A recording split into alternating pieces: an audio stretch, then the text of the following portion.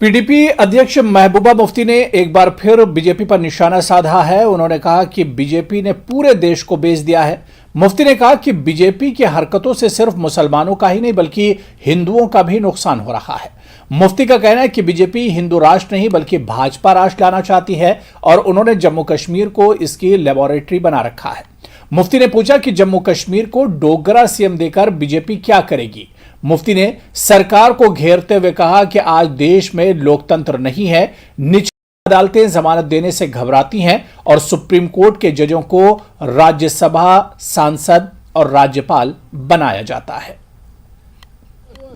पुराने हमारे x MP जो बाकी एमएलए जो है कि क्या करे ना क्या करे, हमारे लीडर ने बता के कह दिया। कल आपको मालूम है कल शिवरात्रि भी थी और कल महराजुल आलम भी था।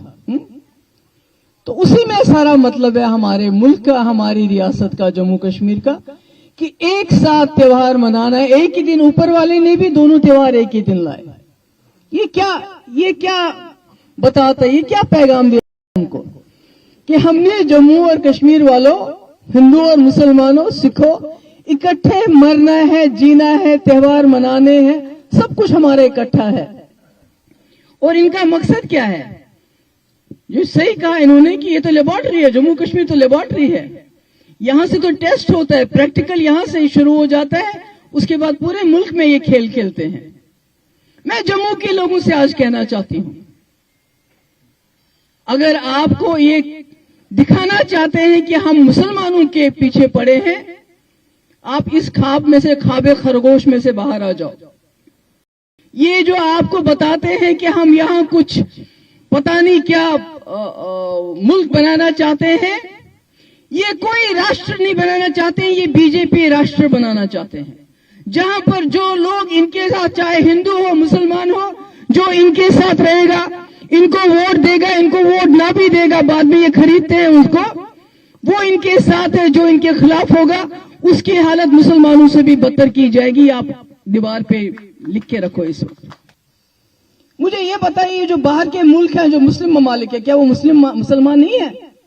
पर उनके तलबे क्यों चाटते हैं? अगर मुसलमान को साथ इनको इतनी नफरत है तो मुझे बताइए उनके तलबे क्यों चाटते हैं ये लोग?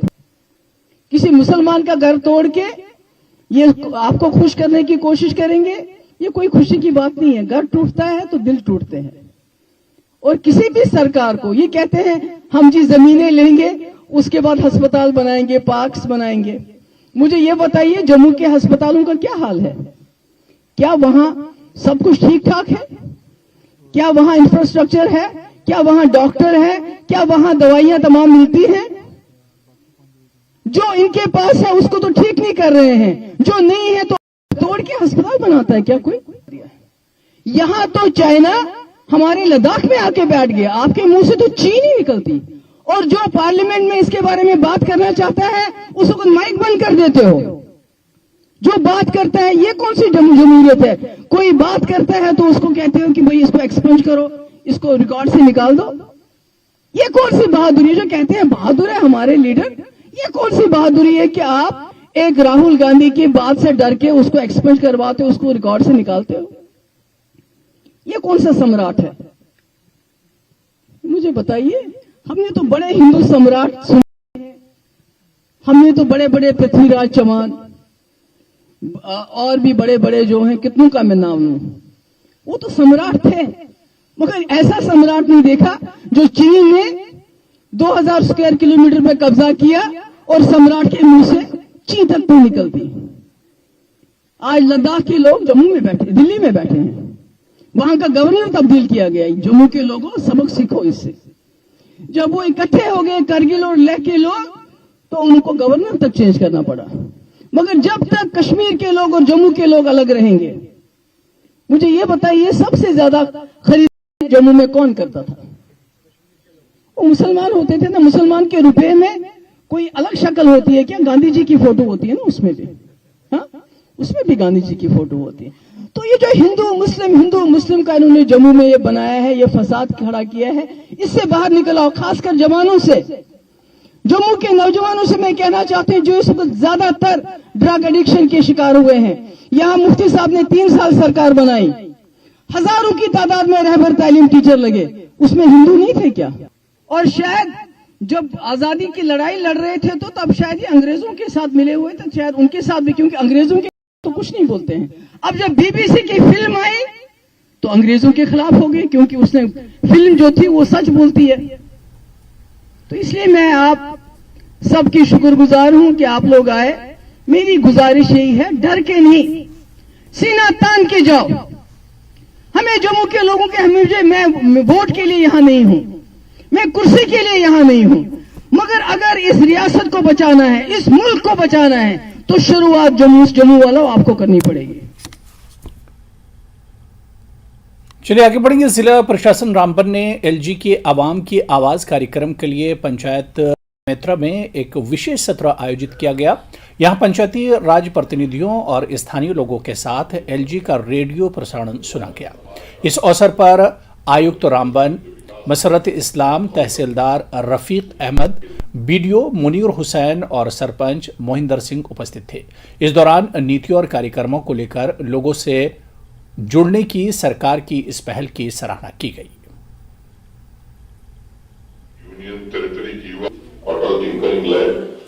मैं सरपंच गरदारा सिंह, पंचायत हल्का छजवाल, जो कि आज जो प्रोग्राम चल रहा है हमारा आवाम की आवाज़ एलजी साहब की तरफ से, और जो घर घर में जो हमारे गांव में ये अभी प्रोग्राम चल रहे हैं, जिस पहले कभी नहीं हुआ करते थे, और अब यूनियन टेरिटरी का जो हमें अच्छा मिल रहा है सुजोगन, और इसके वजह से हम लोग बहुत खुशहाल हैं।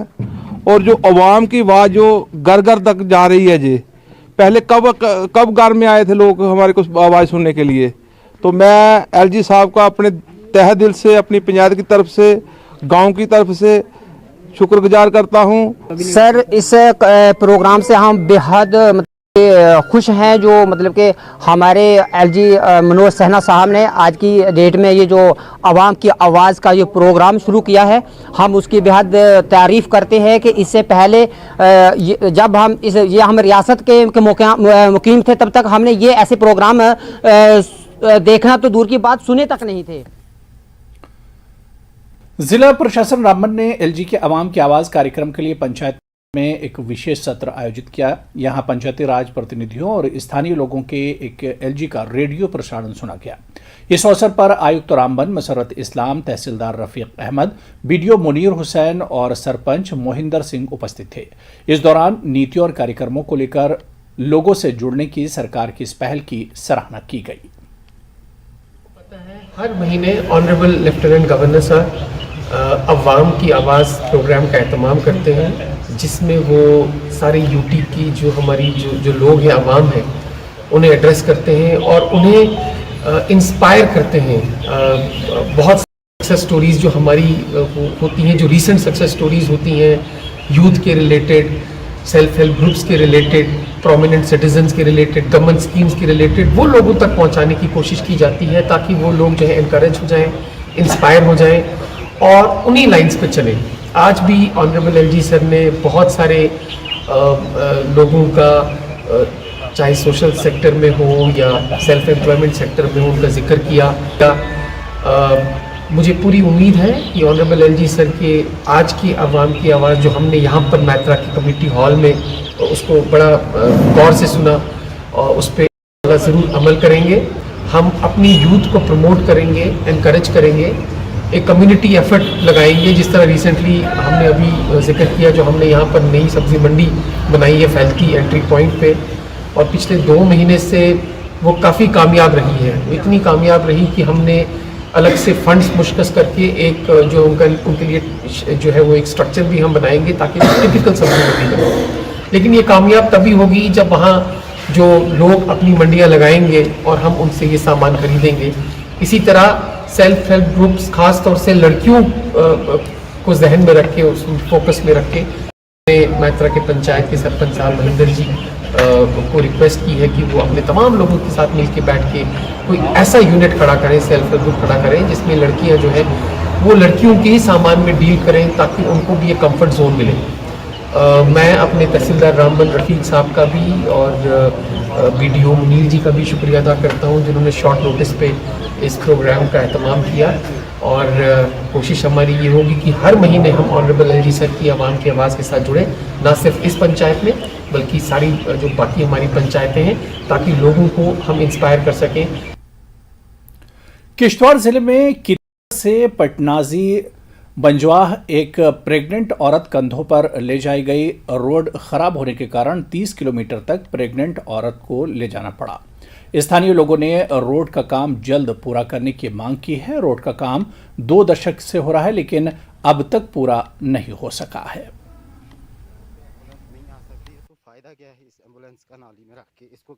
है जैसे कि बर्फबारी बहुत ज़्यादा है रास्ते में, आधा रास्ता वहाँ पे बर्फ़ लोगों ने उठाई हुई है, आधा रास्ता है जिसमें कि खाली बंदा चल नहीं सकता है, जहाँ पे कि हमें एक पेशेंट को उठा के वहाँ से डंडों का वो बनाना पड़ता है, पे उठा के लाना पड़ता है। हमारे पास इस टाइम किथर में कोई वैसी कोई सहूलियात नहीं है। जैसे कि स्ट्रक्चर होता है, स्ट्रक्चर पे एक पेशेंट को लाया जाता है, वैसा कोई नहीं है वहाँ पे। कोई ऐसे मतलब कोई डॉक्टर का वैसा कोई वहाँ पे नहीं है हमारे पास सिस्टम।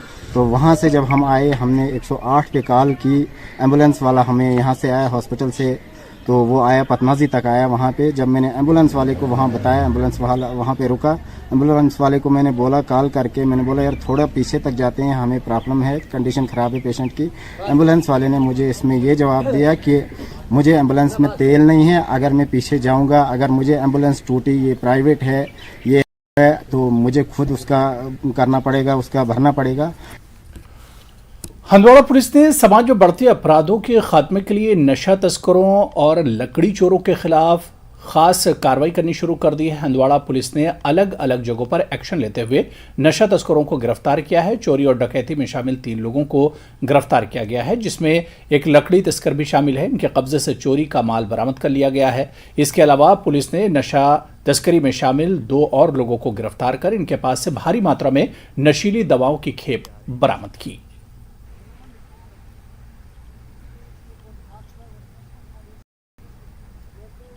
हिमाचल सीएम सुखविंदर सिंह सुक्खू का कहना है कि उनकी सरकार पूर्व सीएम जयराम ठाकुर के ड्रीम प्रोजेक्ट को पूरा करने के लिए तैयार है, लेकिन इसे केंद्र सरकार के सहयोग के बिना पूरा नहीं किया जा सकता। पूर्व सीएम जयराम ठाकुर ने गृह जिला मंडी पहुंचने पर सीएम सुक्खू ने यह बात कही।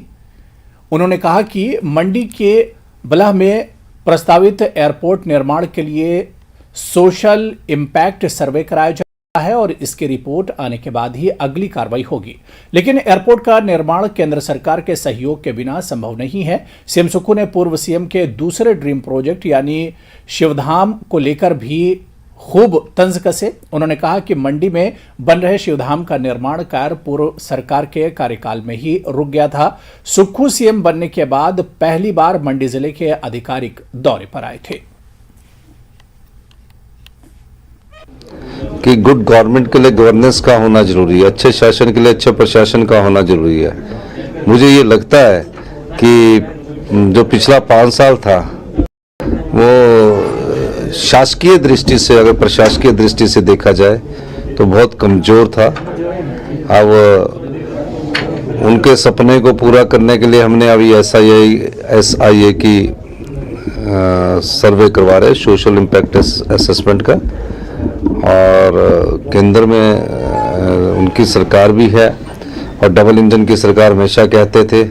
हम तो खुद भी उनके सपनों को पूरा करना चाहते हैं, लेकिन आने वाले वक्त में किस प्रकार का सहयोग हमें मिलता है उस दृष्टिकोण से आगे बढ़ना है। शिवधाम प्रोजेक्ट क्या है, इसके बारे में ज्यादा जानकारी दे रही है हमारी सहयोगी जैस्मिन शर्मा। नमस्कार, आप देख रहे हैं न्यूज 18 और मैं हूं आपके साथ जैस्मिन शर्मा। तो हम आ पहुंचे हैं कांगनी, और ये वही जगह है जहां पर पूर्व की जयराम सरकार का एक बेहद महत्वाकांक्षी प्रोजेक्ट शुरू किया गया था। कंस्ट्रक्शन ऑफ शिवधाम फेज 1, लगभग 36 करोड़ से ज्यादा की लागत इसमें आनी थी। 18 महीने में ये काम कंप्लीट होना था और साल 2021 में इसकी नींव रखी गई थी, लेकिन 2 साल से भी ज्यादा का समय बीत चुका है और शिवधाम जो कि एक महत्वाकांक्षी प्रोजेक्ट था वो अभी तक पूरा नहीं हो पाया है। सरकार बदल गई है और क्योंकि पूरा हिमाचल प्रदेश बेहद कर्ज में डूबा हुआ है और इस वजह से हम ये कह सकते हैं कि इस महत्वाकांक्षी प्रोजेक्ट पर अब तलवार लटक रही है। अधर में ये पूरा प्रोजेक्ट फिलहाल नजर आ रहा है। हाल ही में दिए नवनिर्वाचित सीएम सुखविंदर सिंह सुक्खू का बयान आपको याद होगा, जिसमें उन्होंने ये कहा कि ये दो महत्वाकांक्षी प्रोजेक्ट, जिसमें एक ग्रीनफील्ड इंटरनेशनल एयरपोर्ट शामिल है और दूसरा महत्वाकांक्षी प्रोजेक्ट है ये शिवधाम। साफ शब्दों में उन्होंने कहा कि अगर केंद्र सहायता करता है, केंद्र मदद मुहैया करवाता है, तो ये महत्वाकांक्षी प्रोजेक्ट काफी हद तक पूरा किया जा सकता है। लेकिन अब बड़ा ये है कि इतने कर्ज में पूरा प्रदेश डूबा हुआ है। ऐसे में टूरिज्म की दृष्टि से इस प्रोजेक्ट को शुरू किया गया था। हिमाचल प्रदेश में टूरिज्म को बढ़ावा देने के लिए मंडी के कांगनी धार में इस प्रोजेक्ट को शुरू किया गया था। लेकिन अब बड़ा सवाल ये है कि ये प्रोजेक्ट शुरू तो कर दिया गया, 2 साल से ज्यादा का समय बीत चुका है, लेकिन अभी तक ये महत्वाकांक्षी प्रोजेक्ट पूरा नहीं हो पाया है। इसके लिए फंड्स नहीं जुटाए गए हैं अभी तक इसका काम अधूरा है। और इस पूरे पहाड़ को आप मेरे पीछे देख पा रहे होंगे, पूरे पहाड़ को खोदा गया है और उसके बाद यहाँ पर एक शिवधाम को स्थापित किया गया है, जो तमाम श्रद्धालुओं की आस्था को मद्देनजर रखते हुए, जो टूरिज्म की दृष्टि से तमाम पहलुओं को कवर करते हुए इसकी कंस्ट्रक्शन यहाँ पर शुरू की गई थी। लेकिन अब ये काम अधर में लटका हुआ है, अभी तक इसका काम पूरा नहीं हो पाया है। अब ये काम पूरा हो पाएगा या नहीं, ये अपने आप में एक बड़ा सवाल है। हालांकि सीएम सुखविंदर सिंह सुक्खू बहुत ज्यादा दिलचस्पी इसको लेकर नहीं दिखा रहे हैं। उन्होंने सिर्फ इतना कहा है कि अगर विधायक मदद करें भाजपा के और केंद्र से अगर फंड्स मुहैया हो पाए तो कहीं ना कहीं ये काम, जो महत्वाकांक्षी काम है, प्रोजेक्ट है, इसे आगे बढ़ाया जा सकता है, इसकी कंस्ट्रक्शन पूरी की जा सकती है। लेकिन फिर भी बड़ा सवाल यही रह जाता है कि महत्वाकांक्षी प्रोजेक्ट के तौर पर इसकी शुरुआत गई थी, लेकिन 5 सालों के अंदर ये प्रोजेक्ट अभी तक बनकर तैयार नहीं हो पाया है। मजदूर यहां से पलायन कर चुके हैं, उनकी दिहाड़ियां उन्हें अभी तक नहीं मिली हैं। ये भी एक बड़ा सवाल है। लेकिन हम बार बार यही कहेंगे कि इस पूरे पहाड़ को खोदने के बावजूद भी अगर ये महत्वाकांक्षी प्रोजेक्ट पूरा अब नहीं हो पाया तो फिर ये कब पूरा हो पाएगा, यही सवाल मंडी की जनता भी पूछ रही है। और यही सवाल जयराम सरकार से भी पूछे गए कि अभी तक ये शिवधाम का काम पूरा क्यों नहीं हो पाया। लेकिन अब सरकार बदल गई है। अब देखना होगा कि मौजूदा सरकार शिवधाम को पूरा करने के लिए किस तरीके से कदम उठाती है। क्या ये प्रोजेक्ट पूरा हो पाता है या नहीं, या फिर इसी तरीके से इसका काम अधर में ही लटका रहेगा। वीडियो पकराना के साथ न्यूज 18 के लिए जैस्मिन शर्मा। केंद्रीय सूचना प्रसारण और खेल मंत्री अनुराग ठाकुर वंदे भारत एक्सप्रेस से ऊना रेलवे स्टेशन पहुंचे। यहां रेलवे स्टेशन पर उनका जोरदार स्वागत किया गया। इस दौरान भाजपा जिला अध्यक्ष मनोहर लाल शर्मा, पूर्व मंत्री वीरेंद्र कंवर, डीसी राघव शर्मा और पुलिस अधीक्षक अरजीत सेन ठाकुर मौजूद रहे। अनुराग ठाकुर यहां संसदीय क्षेत्र के मंडलों में आयोजित की जा रही बैठकों में बतौर मुख्य अतिथि शिरकत करेंगे। इस मौके पर अनुराग ठाकुर ने कहा कि लोकसभा चुनाव को लेकर विपक्ष के प्रयोगों पर तंज कसा और कहा कि विपक्ष पहले भी प्रधानमंत्री मोदी के खिलाफ कई बार इस तरह के प्रयास कर चुका है, लेकिन हर बार उसे मुंह की खानी पड़ती है। बिहार के सीएम नीतीश कुमार की दुर्दशा उनके अपने बयान से साफ झलकती है। एक बार फिर भ्रष्टाचार, गुंडाराज, जंगलराज का बोलबाला है और बिहार के लोग नीतीश कुमार से त्रस्त हैं। एक बार नहीं, कई बार पहले भी ये प्रयास विपक्षी दलों ने किया है। एक बार फिर करके देख सकते हैं। न इनकी विचारधारा एक है, न नीति एक है, न नीयत साफ है। ये मोदी जी के आगे टिक नहीं पाएंगे, क्योंकि मोदी जी के नेतृत्व में देश ईमानदारी के साथ आगे बढ़ा है। कोविड की समस्या से बाहर निकालकर अर्थव्यवस्था को तेज रफ्तार के साथ दुनिया में सबसे आगे बढ़ाने का काम किया है। आज भारत की ओर दुनिया देख रही है कि कैसे भारत अलग अलग क्षेत्रों में दुनिया का नेतृत्व कर सके, और भारत एक बार फिर 2024 में प्रधानमंत्री नरेंद्र मोदी जी के नेतृत्व में ही आगे बढ़ने के लिए तैयार है। प्रदेश कांग्रेस कमेटी के महासचिव मंजीत सिंह डोगरा ने बड़सर में बीजेपी पर जमकर निशाना साधा। उन्होंने कहा कि पूर्व की जयराम सरकार ने 900 संस्थान दिए ताकि विधानसभा चुनाव में इसका लाभ मिल सके, लेकिन इन संस्थानों को खोलने के लिए बजट का कोई प्रावधान नहीं किया। इन संस्थानों को चलाने के लिए प्रदेश सरकार को करोड़ों रुपयों का कर्ज और लोन लेना पड़ा। लेकिन सुक्खू सरकार ने इन संस्थानों को बंद करके प्रदेश के आर्थिकी को मजबूत करने का काम किया है। जिन संस्थानों की जरूरत होगी कांग्रेस सरकार प्रमुखता के आधार पर उन्हें खोलेगी। उन्होंने रोजगार, फिजूल खर्ची के मुद्दे पर भी भाजपा पर हमला बोला।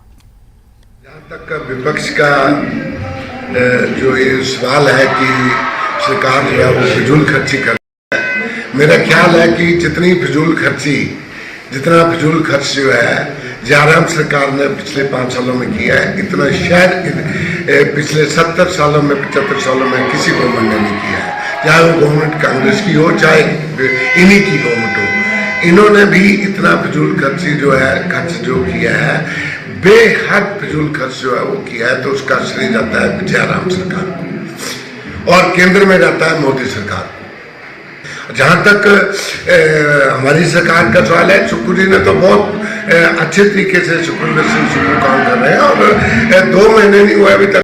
2 महीने में विपक्ष क्या बोल सकता है, क्या उम्मीद कर सकते हैं? ये तो जयराम ठाकुर जी को अपने अंतरात्मा से पूछना चाहिए कि जो केंद्र में सरकार मोदी जी बैठे हैं 2014 से लेकर अभी तक, उन्होंने जो 14 में वायदे किए थे प्रधानमंत्री बनने के लिए। ग्रीन हिमाचल क्लीन हिमाचल के तहत हमीरपुर क्षेत्रीय परिवहन अधिकारी के कार्यालय में पहली इलेक्ट्रिकल व्हीकल पहुंच गई है। क्षेत्रीय परिवहन अधिकारी अंकुश शर्मा ने बताया कि आरटीओ विभाग ऐसा पहला विभाग है जहां सभी जगह इलेक्ट्रिकल व्हीकल दिए गए हैं। पर्यावरण संरक्षण में ये इलेक्ट्रिकल व्हीकल बहुत अच्छी भूमिका निभाएंगे। तो ये तभी विजुअल होगा जब वो अगर वो गाड़ी पे थोड़ा लगेगा कि हाँ ये आरटीओ की गाड़ी है, क्योंकि अखबारों में आ चुका है कि ये सभी आरटीओ को व्हीकल मिल गए हैं, लेकिन आरटीओ की गाड़ी कौन सी है वो पता नहीं चलता है। तो जो आप मैंने मेरे को सवाल किया था कि वो आरटीओ लिख रहा है, मुझे लगता है कि वो आरटीओ लिखने से लोगों को पता चला कि हाँ यार ये इलेक्ट्रिकल व्हीकल है। और मैंने देखा है कि लोगों में क्यूरियोसिटी जग रही है, लोग पूछ रहे हैं कि ये कैसा व्हीकल है, और खासकर हैरान तब होते हैं जब उनको आवाज ही नहीं आती। तो हमारे पास जहाँ तक सवाल है, मेरे पास नेक्सॉन टाटा नेक्सॉन मॉडल है और बहुत बढ़िया व्हीकल है और मैं खुद भी इसको ड्राइव कर रहा हूँ। ड्राइवर मेरा ड्राइव करता है तो बहुत बड़ी इसकी एवरेज होती है, से फुल चार्जिंग पे एवरेज देती है। और सबसे बड़ी बात है कि जो हमारी जो सरकार है उनका जो एक उद्देश्य है कि ग्रीन हिमाचल, उसकी दिशा में ये बहुत बढ़िया कदम है।